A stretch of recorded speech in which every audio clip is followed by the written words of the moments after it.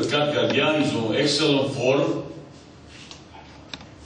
Mais pour ce match qui est un petit peu compliqué, manque un petit peu d'expérience, tout ça, je discutais déjà avec tout le monde à côté de moi vis-à-vis de cette question. C'est très très délicat. Bien sûr, Kava et Hassan, les deux entraîneurs qui travaillent les gardiens, ils ont des choses, ils m'ont déjà parlé, dire comme ça. C'est-à-dire tout est possible. Je sais que je ne veux pas se tromper. Tous les entraîneurs, hier, on a discuté ça. Donner son avis, machin, et comme ça. Et hier, autrement, vous avez aussi l'ambiance, mais tout le monde est comme ça. Ça, c'est quelque chose qui nous donne, pas seulement envie, je dis, gars, je me retrouve avec plaisir ce groupe, mais chaque jour, j'ai quelque chose, problème, c'est ça. Chaque jour, il arrive quelque chose. Un malade, celui-là, il dit ça. Je sais seulement qu'Adèle, il ne peut pas jouer. Hein? Pour le reste, même attaché de Brest, il se blesse. Là, chaque jour, il y a quelque chose. Mais je suis déjà un petit peu habitué. Chaque matin que je dis, Vaïd, prépare, il y a quelque chose aujourd'hui. Ah oui, c'est comme ça. C'est comme ça. Voilà, pour gardien, ça veut dire il y a encore des choses de réflexion, mais je sais que j'ai à côté avec moi 4 bons gardiens et 4 bons garçons. Vous allez prendre votre décision demain ou aujourd'hui ou bien après votre départ au Maroc? Bah, je prends avant le départ. Avant, et après on verra, il y a encore d'autres entraînements, vous savez, c'est certaines choses, il y a encore 2-3 postes que je ne sais pas. Mais ça ne veut dire pas que quand je commence avec un joueur, c'est peut-être choix tactique, parce que choix tactique aussi, c'est l'équipe libyenne par exemple. Bon, je ne veux pas parler de ça, non, je ne veux pas. Vous savez, il y a des choses tactiquement préparées, ça ne veut dire pas que c'est meilleur. Il y a des joueurs qui ont plus performants à l'extérieur qu'au domicile. Ils sont un petit peu plus à l'aise tactiquement. Parce que chaque joueur va avoir un rôle très spécial. C'est ça. On va bien défendre, on va aussi attaquer. Et qui peut assumer ces deux rôles, d'abord tactiquement, et plus physiquement, qui est capable, comment ça s'appelle, être à niveau de répondre physiquement. Parce qu'il y a deux joueurs, je vais prendre par exemple encore une fois, Djabou, c'est récemment un plus grand technicien. Sur ballon-pied comme ça, changement de dribble comme ça, c'est vrai. Mais le problème c'est physique. Et bien c'est ça. J'espère là-bas qu'il va progresser beaucoup. Lui, techniquement, c'est un bijou, c'est vraiment un talent. Mais physique, tactique, ça c'est autre chose. C'est autre chose. On essaye un petit peu de le pousser, un petit peu, un petit peu. Et quand vous voyez ça, aujourd'hui, vous ne pouvez pas jouer avec les joueurs qui ont seulement un rôle offensif ou seulement défensif.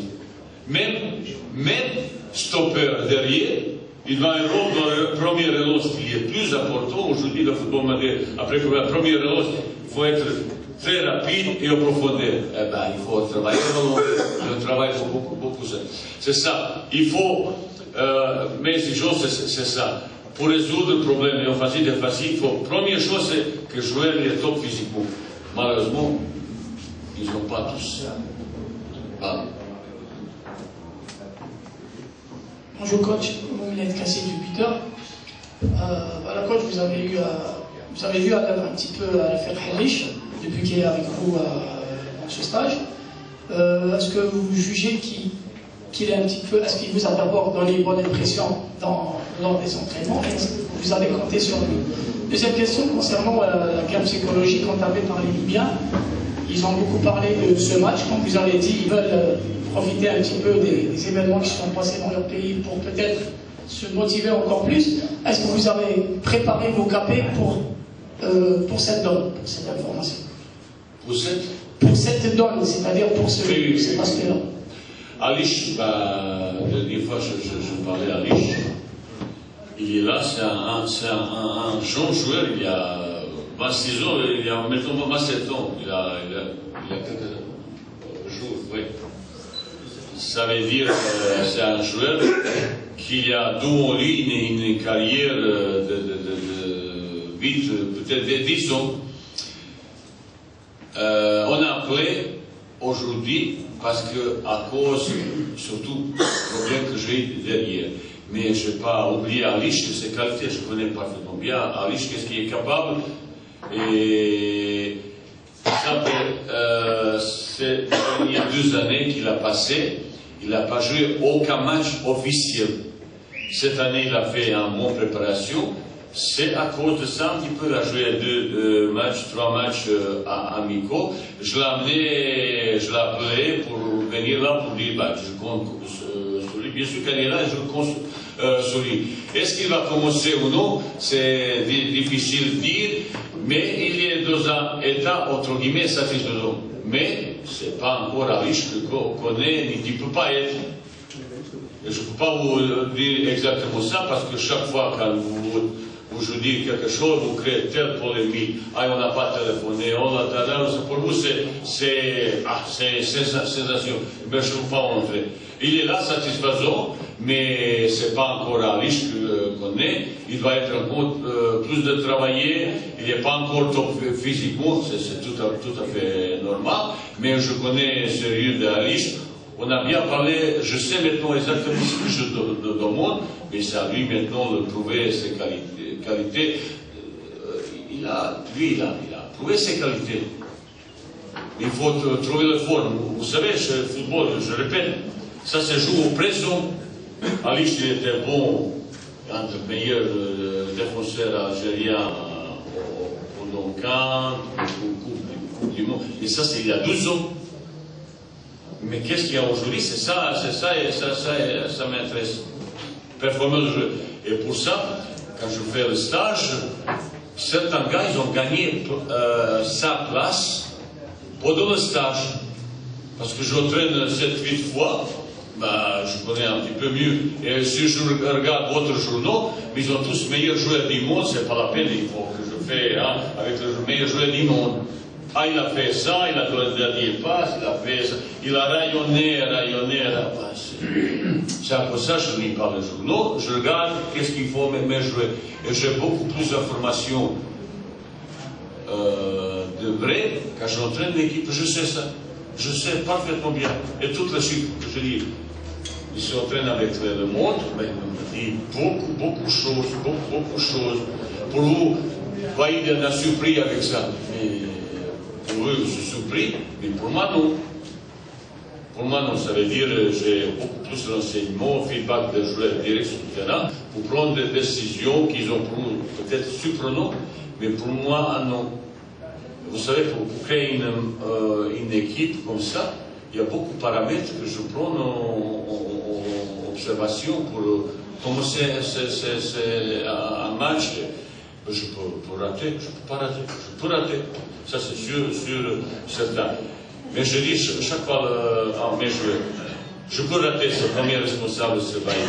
Mais engagement, volonté, générosité, sacrifice, sur le terrain, je vous fasse chaque fois. Vous pouvez rater but, machin. Qu'est-ce que contre Mali, Slimani, il a fait quelque chose, Amaka. Qu'est-ce que je n'ai rien dit. Je jamais dit, tu as fait exprès ou non? Bah, pour rigoler, mais qu'est-ce que vous voulez? C'est comme ça.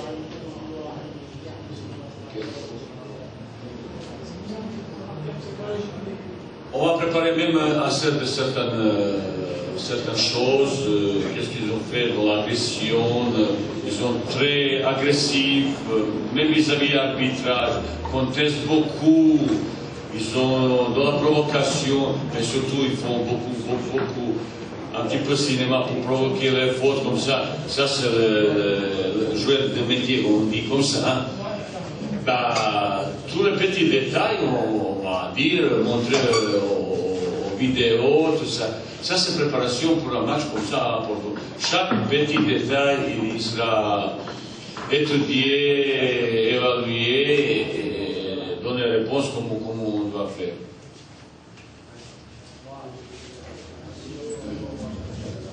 Bonjour, M. Al-Jazic, c'est Issa Medani, Radio Chien. La fois passée, vous avez insisté, vous avez beaucoup parlé du problème de l'axe de la défense. Donc, vous venez de l'axe de la défense. Ouais, avec le problème de gardien et la cohésion entre les gardiens et l'axe. Vous venez de parler sur Hadith, il n'est pas à 100%. Est-ce que vous avez trouvé la solution, monsieur? Est-ce qu'on va voir Kadamoro à côté de Karim Medjani, Hachouda à droite, et puis ce qui concerne Massah, avec ce problème de transfert et tout, est-ce qu'il est prêt? Merci. Vous savez, cette période est un petit peu très complexe. Il n'y a pas seulement qu'à dire, il y a d'autres joueurs aussi. Le problème, est-ce qu'il va transférer, est-ce que ça. Certains joueurs, vous voyez, ils n'ont même pas trouvé le tout. Il y a beaucoup de problèmes. Et là, pendant une semaine, j'ai déjà convoqué plusieurs joueurs pour parler, discuter les choses, pour, entre guillemets, arranger les choses, pour parler. Premier 1-2 jours, il ne faut pas trop nous parler. Maintenant, à partir de SOA, on a entré déjà dans les sujets Libye. On a déjà, autrement, après-midi, tactique, petits détails. À propos des choses que je dis déjà, je répète encore une fois, c'est le plus grand problème, pour une équipe, c'est dans l'axe défensif. Ça, c'est cœur de force une équipe, surtout défensivement. Et moi, je suis obligé, c'est pas moi qui ai voulu, c'est pas voulu, c'est imposé. J'ai content pour changer chaque fois. Moi, j'ai quelques idées, j'ai déjà travaillé, j'ai expliqué certaines choses, j'ai choix maintenant, il faut faire confiance aux joueurs qui n'ont pas trop d'expérience. Aussi, à Porto, c'est aussi, ils sont top physiquement. Alors, vous savez, quand vous faites ce match extérieur, c'est plutôt, il ne faut pas que vous fassiez beaucoup de changements derrière, parce que c'est plutôt au milieu, devant, parce que c'est ça ce qui demande exigence physique. Il y a beaucoup plus comme derrière. On a travaillé un petit peu défensivement, j'ai vu choses positives. Le problème, c'est aussi gardien. Vous savez, il y a gardien. Si vous mettez nous au gardien, nous au stopper, le problème, c'est il faut prendre responsabilité. Qui va diriger? Qui va parler? Et ça, c'est un petit peu difficile. Certains qui ne parlent pas beaucoup. Et ces deux patrons, ces deux stoppers, gardiens, c'est eux qui crient, qui remplacent comme ça. Il faut savoir, avec la défense, il est habitué à être avec un gardien, donc confiance sur lui. Si tu changes, il y a milliers de choses. Pour ça, chaque jour, j'ai dizaines de réunions, discute avec mes collègues, avec les joueurs, comme ça, pour prendre des décisions. Et moi, quand il prend des décisions, il peut se tromper, non, mais on saura après le match. Mais que je vous rassure, que ce groupe, il a assumé, c'est la culture de travail, responsabilité. Jamais eu de problème maintenant. Est-ce qu'il est arrivé, parce qu'il y a réveil, petit déjeuner, rendez-vous, entraînement, machin, massage, ça, sieste, ça, dizaines de jours, jamais une seconde au retard. Je ne vais pas parler avant, ça ne me regarde pas. Ça veut dire qu'il y a une culture de travail, responsabilité qui s'impose. Et ce groupe, il y en a à venir. Peut-être pas aujourd'hui, mais demain, ça c'est sûr, certain. Encore une fois, avec Payou Soumaï, quand je parlais de Belfodil, je ne sais pas s'il va jouer avec moi, Belfodil, mais je préfère qu'on peut compter qu'il y a un choix de plus avec Belfodil qu'on n'a pas. Ça, je le dis, je pensais pas seulement pour ma gueule, mais pour l'avenir de l'équipe nationale pendant 10 ans prochains. Et j'ai un petit peu souci pour le choix qui sera gardien, qui sera là, mais je préfère que j'ai un petit peu le choix que je parle de choses.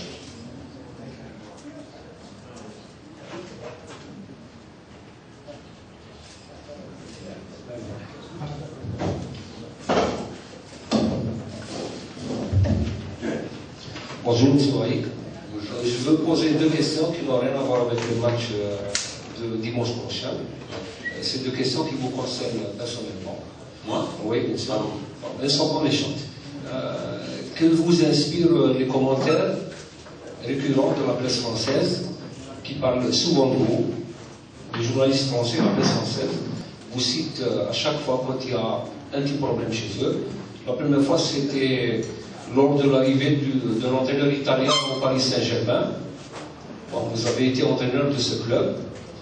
Ils vous ont donné la parole pour vous exprimer sur le limogeage de celui qui était en poste et l'arrivée du coach italien.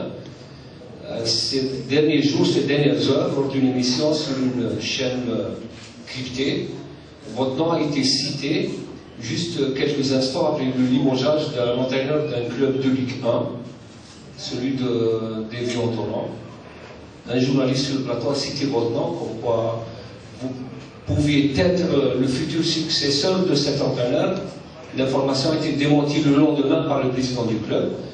Toujours est-il que la presse française, à chaque fois, parle de vous et en bien. Est-ce que vous inspire ces commentaires de la presse française? La deuxième question concerne les deux presses algériennes et ivoiriennes. Vous avez été sélectionneur de la Côte d'Ivoire. Est-ce qu'il y a une différence entre la presse sportive algérienne et la presse sportive ivoirienne? Merci. Écoutez, je suis souvent présent dans la média français, je suis contacté presque tous les jours. Je suis contacté plusieurs fois déjà avec pas mal de clubs français pour retourner là-bas, parce que j'ai entraîné de Lille, Paris, Rennes. J'ai laissé, je pense, surtout bon résultat. À Paris, depuis cette première fois qu'ils jouent en Champions League, après mon départ, on a gagné même un coup, avec moyens complètement différents. Quand j'arrivais, ils voulaient vendre tout. Maintenant, ils achètent tout. Ça, c'est complètement différent. L'offre est différente. Quand je suis parti de Paris, c'est un coup tout à fait organisé, extérieur, je sais qui, comment, parce qu'il fallait vendre tout, machin, comme ça, mon président ami, ça c'est quelque chose d'autre. Et j'ai laissé récemment de bons souvenirs, je me souviens, ils ont même pas mal, je l'ai appelé quand ils sélectionnent même la France et tout ça. Je suis un petit peu, quand j'ai vu qu'est-ce qui s'est passé quand j'ai entraîné Paris Saint-Germain, ça m'a un petit peu dégoûté. Je suis parti depuis 10e fois, j'aurais pu prendre un club, je ne l'ai pas. Je ne l'ai pas. J'ai vu les choses qui m'ont dégoûté. Rien à voir avec le sport. Je ne vais pas entrer dans les détails, ça peut provoquer les choses. Aujourd'hui, les choses sont. C'est pas.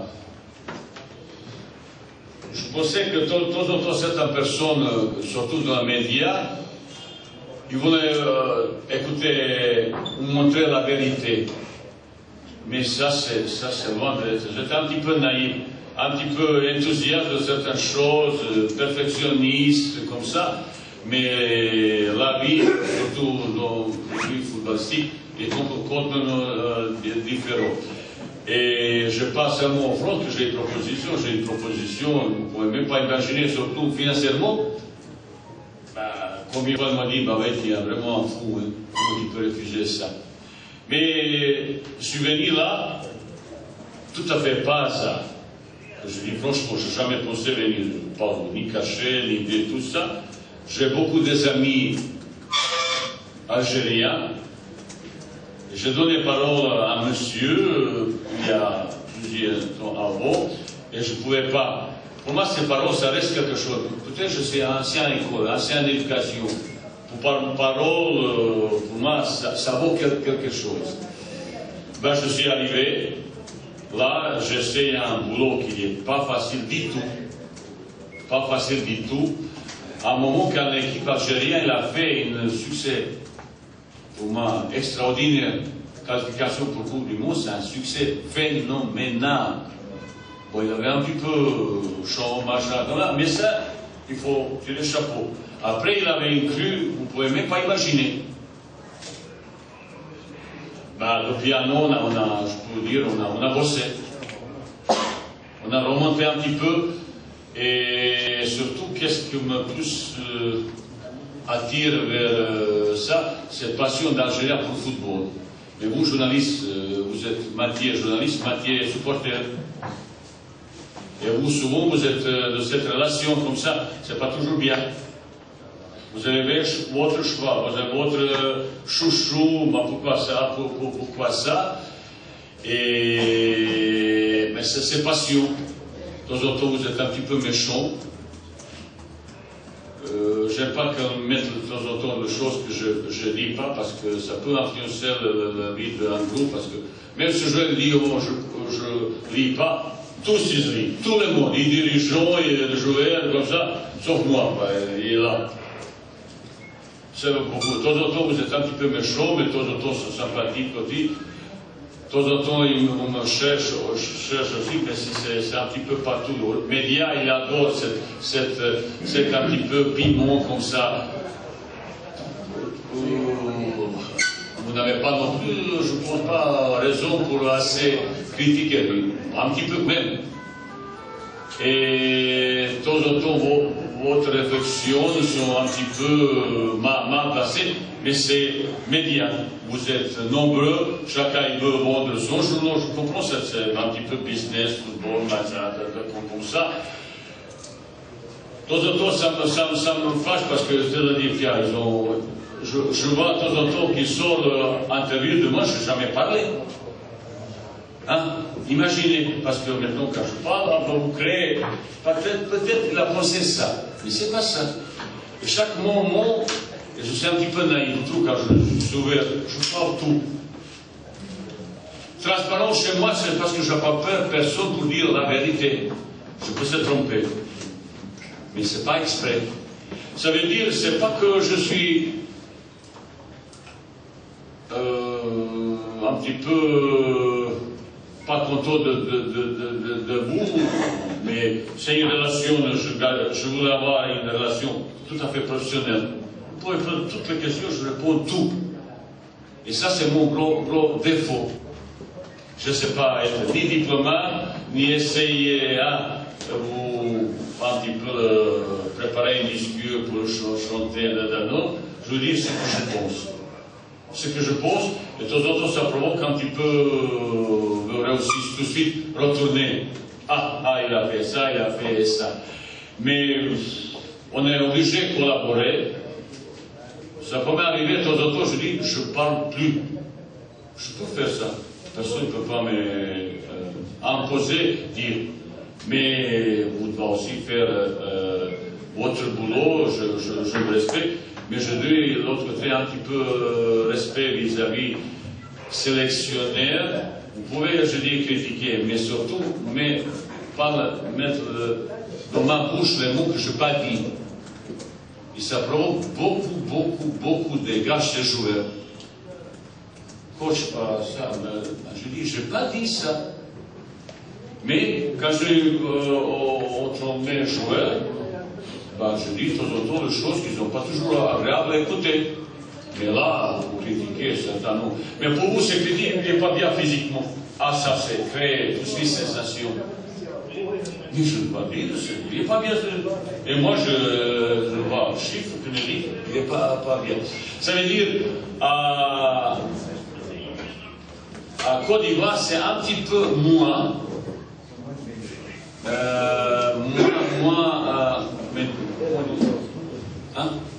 Moi, médias, ils ont mal là.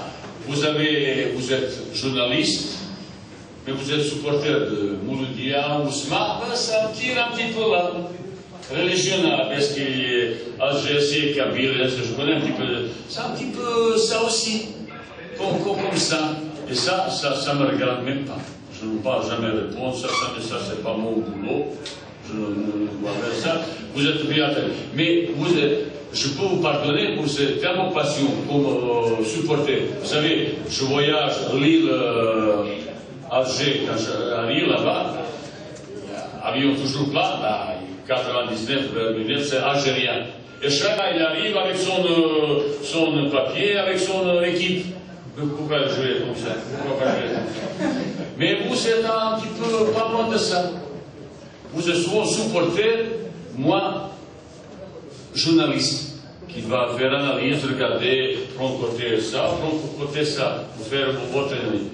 Mais je ne peux pas vous fâcher. De temps en temps, ça me fait. Je dis, tu as parlé aux journaux. Je dis, je n'ai pas dit aucun mot. Et surtout, pour répondre au téléphone, plus en plus c'est niais, parce que 2-3 fois, certaines personnes algériennes, ils voulaient me piéger. Ils veulent montrer dans une discussion qui n'a rien à voir avec moi. C'est à cause de ça que je suis très, très réticent quand on appelle, c'est pas la peine de m'appeler, je vous dis franchement. C'est pas que je fais confiance, je ne connais pas, la plupart de votre visage je connais, mais comment vous appelez, pour quel journal, je ne connais pas. Mais certaines personnes, ils voulaient me piéger. Et vous savez, quand un sélection nationale il dit quelques mots, surtout qu'il n'y a rien avec sport, ça peut provoquer un bus qui peut. C'est un nom public. Ben, 40 millions d'Algériens, pas que regarde qu'est-ce qu'il va y faire, qu'est-ce qu'il dit comme ça. Et il faut que je suis un petit peu plus diplomate comme je suis au ce moment. Et à Côte d'Ivoire, c'est un petit peu moins journaliste, un petit peu moins régionalisation, un petit peu moins supporté, mais il peut être aussi très virulent parce qu'il est copain avec un joueur qui ne joue pas, et là, c'est. Hein? On peut même commander l'article. Et c'est le jeu qui m'a dit ça. Ça veut dire que c'est un petit peu plus complexe que vous pensez. Mais vis-à-vis vous, je pense que j'ai une attitude respectueuse, positive. Je vous dis tout ce que je pense, pas toujours tout, parce qu'individuellement, je ne critique jamais à mes joueurs de nouveau. Mais là, je dis de temps en temps des choses qui ne sont pas toujours agréables pour un joueur. Mais ça, c'est pour entraîner l'équipe. Moi, comme entraîneur qui est arrivé à Algérie, je veux apporter quelque chose. Quand j'ai apporté partout. Même Arabie Saoudite, vous savez, j'ai entraîné quelques mois, mais même m'appelle de là-bas. Ben, je suis content maintenant d'aller voir mes amis marocains, Rajavi. Ils m'ont appelé, ils nous donné son sportif, son entraîne. Tous les Rajavis seront pour l'Algérie. Mais ça, c'est aussi, ça n'a rien à voir avec l'adjoint, tout ça. C'est quelque chose, pour moi, c'est grand plaisir. Et je dis, écoutez, mon équipe, c'est maintenant Algérie. Amitié algérien-marocain, vous connaissez un petit peu, tout, c'est complexe, mais ils sont frères. Je demandais que nous soutiennent. Et je sais seulement qu'il y a au moins 3 supporters de tous ceux qui vont supporter l'équipe d'Algérie à cause de Bayon. C'est un plaisir qu'il n'y a pas de prix. Est-ce que vous avez compte de mon... Non. Bonjour coach, c'est Kamal Tremba International. Je voudrais juste poser une question par rapport donc au match de Libye qui se présente donc au mois de septembre. On sait tous que les matchs qui se déroulent au début de saison en septembre ont toujours posé problème pour notre sélection nationale. Nous en gardons d'ailleurs de mauvais souvenirs. Je voudrais savoir, coach, vous avez enchaîné 3 matchs il y a quelques mois, donc vous avez un groupe sous la main pendant 1 mois, donc c'est, je dis entre guillemets, très facile de garder la concentration au sommet. Est-ce que vous pensez que par rapport à ce match de Libye, c'est-à-dire un court regroupement de 5-6 jours est suffisant justement pour remettre les joueurs dans le bain des qualifications à la CAN et à la Coupe du Monde? Est-ce que vous pensez que c'est très suffisant, d'autant plus que le match arrive en début de saison, les joueurs ils avaient un peu l'esprit par rapport au changement de club, des joueurs qui manquent de compétition, mais surtout sur le plan de l'esprit. Est-ce que vous pensez qu'en 5 jours, vous allez mettre vos joueurs sont prêts à être au sommet de la concentration pour ce match? Merci.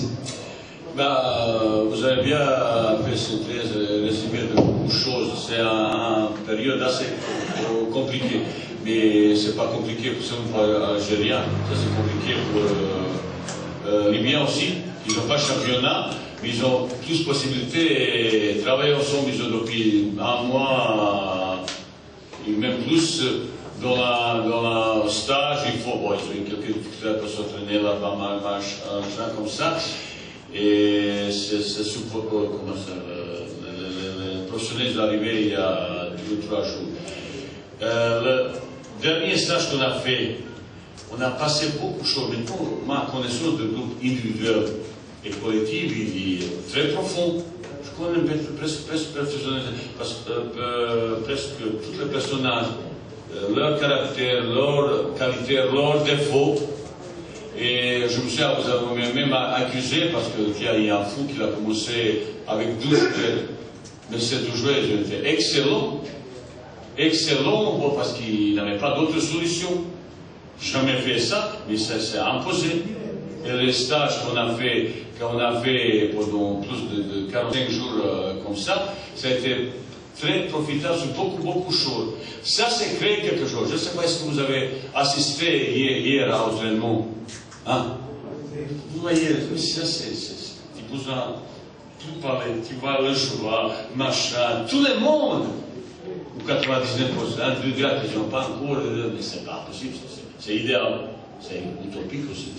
Ça montre aussi l'esprit de groupe. Et je dois travailler plus maintenant dans l'esprit, dans la mental, peut-être comme, parce qu'aux 5-6 jours, je peux un peu améliorer un petit peu la forme, surtout dans l'explosivité, changement de rythme, machin. Mais surtout ce mental qu'il faut. Et les Libyens, ils comptent beaucoup sur ça.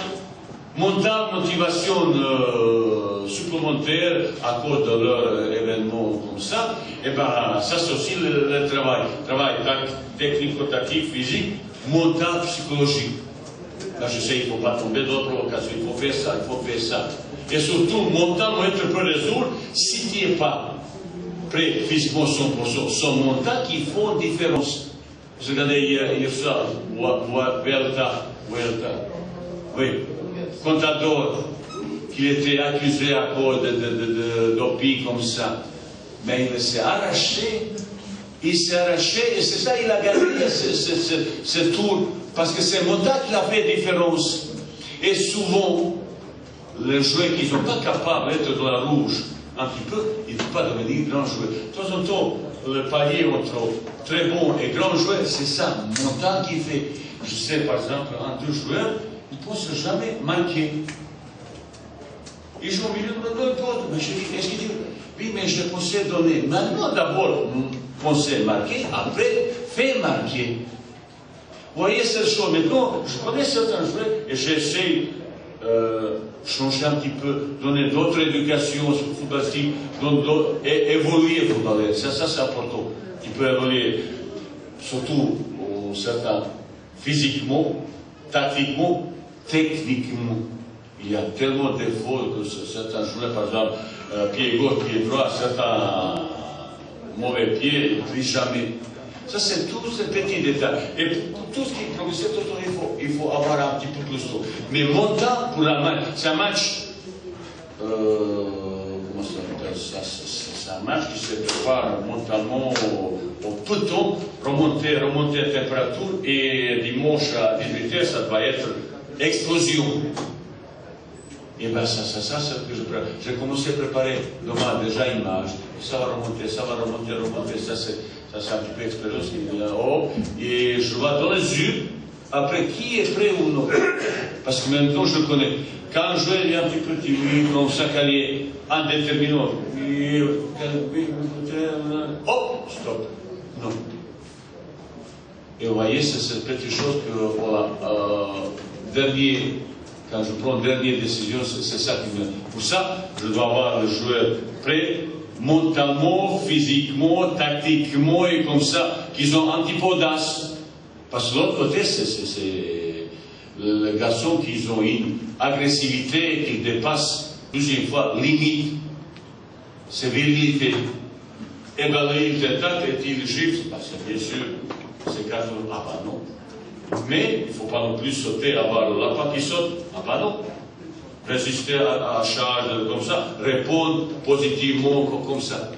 Mais hier on a travaillé un petit peu ça pour derrière comme ça, après tu restes un petit peu dans le choix, comment ça se passe, dans un terrain réduit, comment ça se passe. Vous avez quelques duels un petit peu assez chargés, mais en même temps il ne faut pas blesser. Voilà, comme ça. Le travail psychologique c'est très important. Et depuis mon arrivée, quand je regarde les statistiques, l'équipe algérienne, il gagne jamais ou rarement à l'extérieur. Et il faut analyser pourquoi ça. La victoire, c'est surtout obtenu à domicile, mais pourquoi pas à l'extérieur? Tout ça, c'est une petite analyse, mais tu peux faire une analyse, après il faut connaître les personnages, le caractère de le joueur. Il y introduire une mental de vaincre à l'extérieur. À domicile, ils ont, parce que public, médias, là, ils vont. Extérieur, c'est encore un petit peu moins. Mais ils ont pris ça remonte. Et on a besoin de quelques victoires extérieures pour que cette équipe devienne encore plus sûre, plus audacieuse et plus autoprenante quand on joue extérieur, parce qu'il y a quelques bébés qui répondent, même si tu es ça. Quand vous voyez un Messi, c'est comme ça. Vous avez vu dans la duel, l'autre fois, avec, comment ça s'appelle, sur un duel comme ça, vous avez vu comment il a attaqué avec Portugais, Brésilien, Pepe. Vous avez vu comment il est rentré dans la duel? Il est à 1m20, l'autre 2m20. Ah ben oui, parce qu'il est tellement costaud de duel. Pour le descendre, parce que physiquement, il est très, très costaud, même petit. Il faut avoir audace contre cette équipe, répondre à exigences physiques dans la duel. Tu gagnes le duel extérieur, tu gagnes le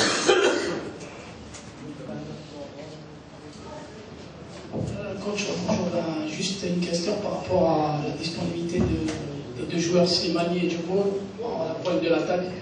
Djibril retrouve son efficacité et Slimani, qui est le dernier buteur de l'équipe nationale lors des derniers matchs. Est-ce que vous avez pris l'option par rapport à ces deux joueurs ou bien vous allez compter sur le plus en forme du moment qui est bien sûr l'affaire Djibril? Ils ont tous les deux le candidat pour l'attaque qui va commencer. J'ai quelques idées, on verra. Comme je dis, de temps en temps, un joueur est plus performant extérieur, de temps en temps, quelqu'un à domicile. Je regarde beaucoup de choses. Parce que j'ai besoin aussi de garçons là-bas qui répondent à exigences physiques. Ils jouent souvent avec 3 défenseurs centraux et surtout stoppers dans l'axe. Ça, c'est un bébé qui a une poésie assez acharnée. Ben, il faut répondre aussi. Ça compte aussi beaucoup de choses. Comme il a fait le match à Odia là-bas, vous voyez les choses qui comptent dans mes choix. Mais c'est important que tous les deux sont prêts pour jouer. Qu'est-ce qui va commencer? Parce que vous savez, quand ils jouent comme ça, c'est le gars qui sont nouveaux et au milieu qui supporte plus de charges de travail, remplacement, pressing, en même temps il faut attaquer. Et souvent, comme vous avez remarqué, je fais le changement en première ligne presque chaque match. Et ben j'ai le monde qui bosse. Il bosse devant. Et souvent c'est un petit peu fatigant. Et souvent c'est aussi que je fais un changement nouveau. Pour ça, et qui va commencer aussi, je sais un petit peu, mais ce n'est pas encore 100% décidé. Mais tous les deux, ils ont, je vis hier, dans un bon forme, c'est bien pour l'équipe. C'est bien qu'il a pour l'équipe conclure. Vous savez, c'est arriver encore à un centre qui a comme ça va provoquer encore plus. Parce que je connais maintenant un joueur qui n'a pas de concurrence, il ne peut pas jamais être 100%. Je vois même dans la grande sélection, il y a des joueurs qui ont 100%, ils ne sont pas non plus toujours performants. Ça arrive, mais toujours ils trouvent un bon match. Ils ont toujours aspiré là. Algérie, tous les matchs sont décisifs, déterminés. On n'a pas le droit, aujourd'hui on a remonté un petit peu aussi au classement, non? Non? 28e. On était 50 et quelque chose quand j'arrivais, non? Deuxième Afrique. Ça c'est, je dirais pas ça aux mes joueurs parce qu'il faut, Melon ça gonfle très vite. Surtout quand il y a soleil. C'est rien à voir, il ne faut pas non plus, il faut calmer ça. Ça c'est plaisir qui a, c'est mieux que remonte qu'il descende. Mais ça vaut rien dire, je ne tombe pas dans ce piège. Tu vois, la Libye a eu son meilleur classement hier. Pardon? La Libye a eu son meilleur classement. Oui, je vous dis franchement, il faut qu'on se méfie cette équipe. Je regardais de temps en temps certaines personnes qui disent ah, on a bon tirage, on a très mauvais tirage. Très mauvais tirage. Mais on va faire quelque chose, j'espère. Bonjour coach, Talboula Mara du quotidien Cheveur. Bon, ma question est toujours pour le compartiment offensif. Ça ne vous inquiète pas le manque de réussite de nos attaquants? Surtout, on a remarqué ça lors du match face au Mali à Burkina Faso, où on a raté beaucoup de buts à l'extérieur, surtout à l'extérieur. Et deuxième question, c'est pour est-ce que vous avez discuté avec Djobour concernant la dernière fois le problème de communication, entre vous? Mais problème d'efficacité, j'espère que nous continuons comme ça. En arrivant, je pense, 6 matchs sans but. Et après, on a, sur le premier match, on a marqué 18 buts. Ça veut dire efficacité. Où on a plus de progresser, je pense que c'est plus sur l'efficacité. Mais je préfère aussi, contre Mali, on a eu 4-5 vraiment occasions super. Immanquable, on a arrêté. Mais je préfère qu'on a occasion. Ça veut dire quand il y a occasion, ça veut dire qu'il y a un fond de jeu nécessaire qui crée occasion. Maintenant, nous mettons dedans, et j'espère qu'ils vont un petit peu améliorer. S'ils continuent comme ça, ça sera bien. Je serai très content si on aura autant d'occasions contre la Libye. J'espère qu'il y aura un petit peu plus d'efficacité. Quand il y a but vide, on voit, on n'aura pas. Mettre d'autant fatigue, machin, terrain, comme ça, ça peut arriver. S'il y a occasion, ça veut dire que l'équipe algérienne produit bon jeu, bon jeu efficace. Et je connais un petit peu, ça n'était pas le cas tout les temps, non?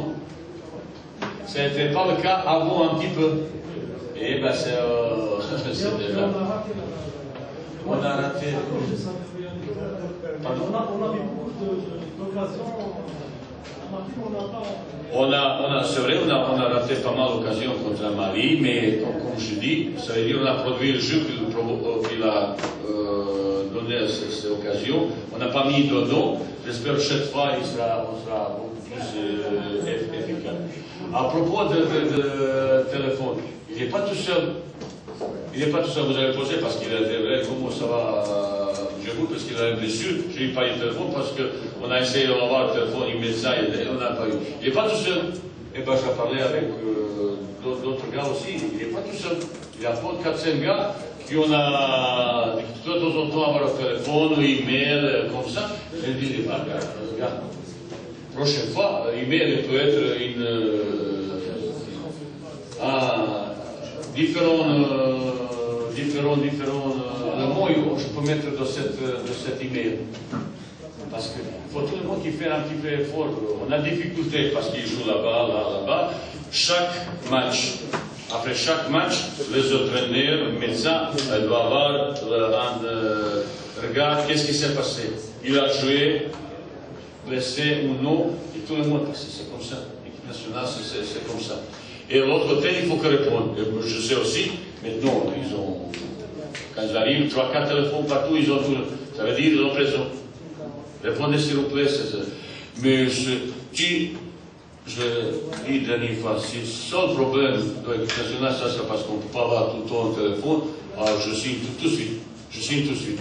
S'il n'y a pas d'autre problème. Je préfère, moi, problème efficacité, par exemple. Il marche plus. Tout le fond, on va régler ça. Le problème d'efficacité, c'est un petit peu plus compliqué.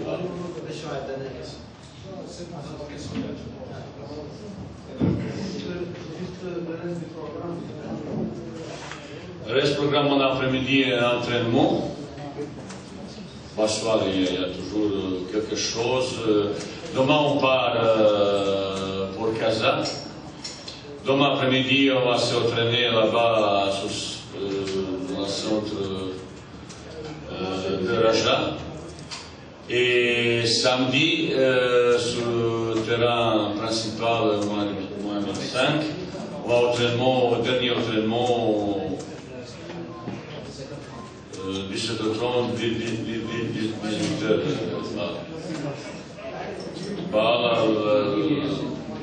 Ok, merci beaucoup.